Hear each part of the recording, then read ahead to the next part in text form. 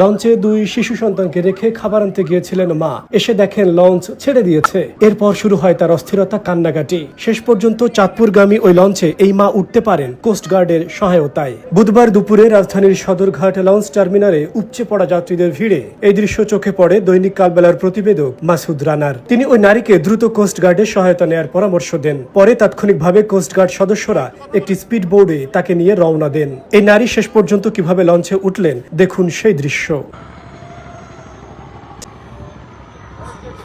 আমি ঢাকা থেকে আসছি যাতায়াতের 4টা বাড়ির থেকে আমরা ফোলা কিছু খাই না, আমি রোজা রয়েছি, আমাকে ফোলা করে কিছু